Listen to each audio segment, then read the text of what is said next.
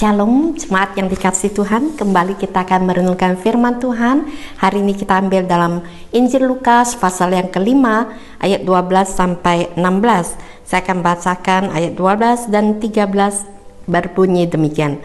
Pada suatu kali Yesus berada dalam sebuah kota. Di situ ada seorang yang penuh kusta.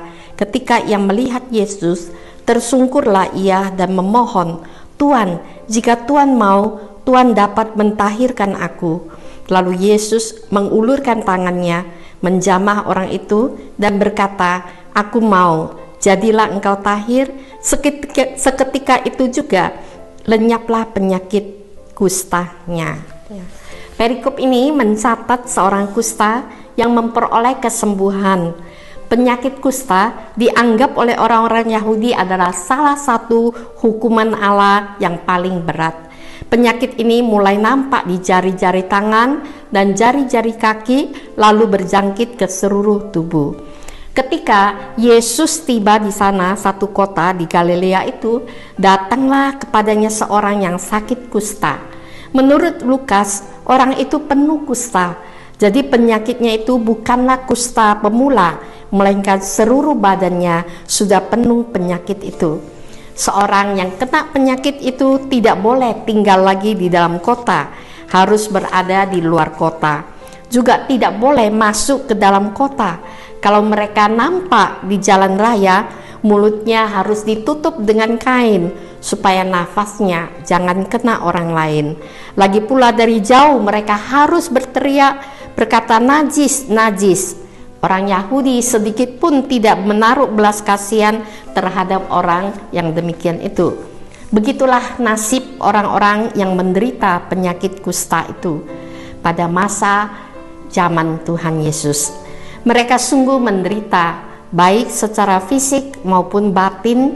Jiwa raga mereka hancur lebur, tidak berpengharapan. Tidak sedikit di antara mereka lebih baik pilih mati daripada hidup. Mereka berada pada puncak keputusasaan. Namun si kusta yang kita baca ini luar biasa. Tidak kebetulan ia peroleh kesembuhan. Mengapa ia disembuhkan? Ada beberapa prinsip penting yang membawa si kusta mengalami kesembuhan yang sempurna. Yang pertama, karena ia menaruh iman pada Tuhan Yesus. Ayat 12c. Ketika ia melihat Yesus, dikatakan tersungkurlah ia dan memohon, "Tuan, jika Tuan mau, Tuan dapat mentahirkan aku." Ia tidak memohon kesembuhan. Ia hanya mencurahkan isi hati akan pengharapan untuk ditahirkan. Lukas mencatat orang itu penuh kusta. Adalah orang yang mencapai puncak kebinasaan. Mustahil untuk disembuhkan. Tetapi ia menaruh iman yang besar pada Tuhan Yesus. "Jika Tuhan mau, Tuhan dapat mentahirkan aku." Ia percaya akan kuasa Yesus dapat melakukannya. Inilah iman yang besar. Ibrani berkata, iman adalah dasar dari segala sesuatu yang kita harapkan dan bukti dari segala sesuatu yang tidak kita lihat. Si kusta ini menaruh iman kepada Yesus untuk ditahirkan. Yang kedua, ia memiliki kerendahan hati. Berserah pada kedaulatan Allah dalam hidupnya. Dalam hal ini ia berserah kepada kedaulatan Yesus. Ia berkata, "Jika Tuhan mau," ia rindukan untuk pentahilannya. Ia rindukan kesembuhan, tetapi ia tidak meminta, melainkan berserah dan memohon. Ia tahu kekuasaan dan kesanggupan Yesus berbuat. Bagi Allah tidak ada yang mustahil. Tetapi ia tidak memintanya, melainkan ia menyerahkan diri pada kedaulatan Allah untuk bertindak atas hidupnya. Sehingga dalam permohonan ia meletakkan syarat utama, ialah jika Tuhan mau, Tuhan dapat berbuat. Inilah penyerahan hidup yang total bagi Allah. Yesus terharu melihat kepercayaan orang itu serta penyerahannya yang luar biasa. Lalu diulurkannya tangannya serta menjamahnya, lalu berkata, "Aku mau, jadilah engkau tahir." Seketika itu juga lenyaplah penyakit kustanya.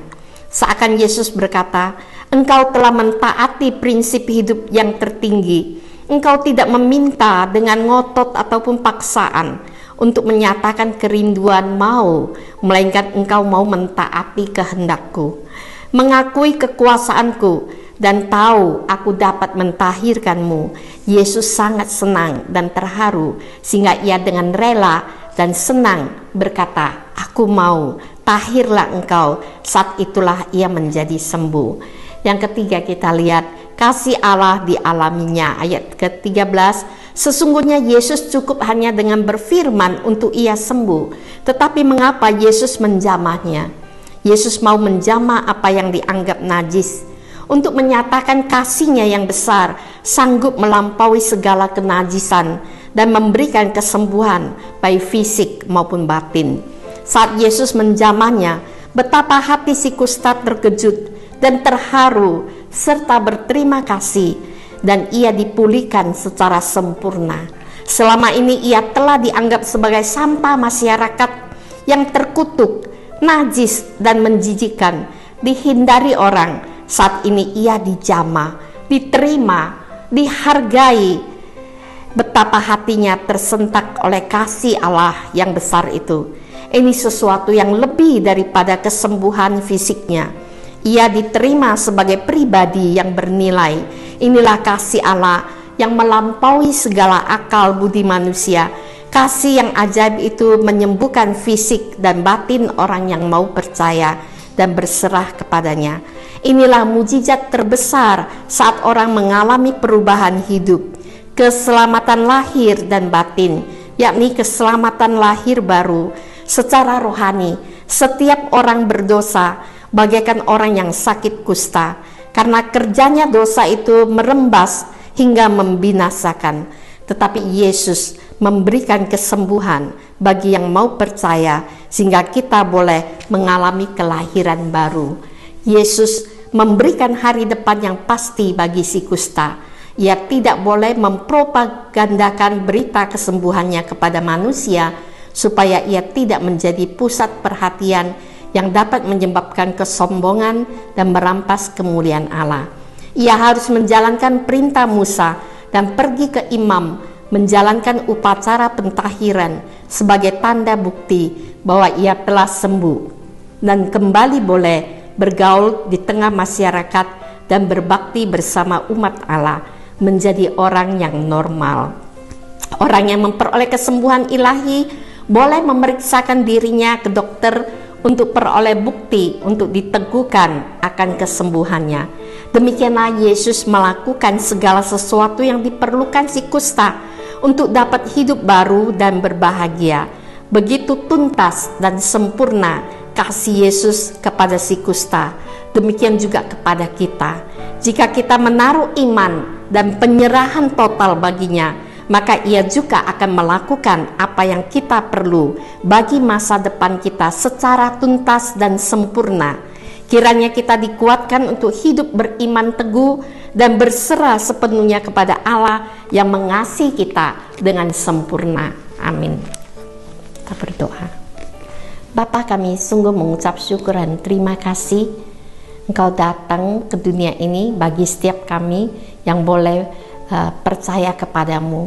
Terima kasih untuk kasih-Mu dan jamahan-Mu dalam setiap kehidupan kami, sehingga Engkau memberikan kami hidup yang baru. Engkau menuntun kami pada masa depan yang cemerlang. Terima kasih Bapa. Di dalam nama Tuhan Yesus kami mengucap syukur dan berdoa.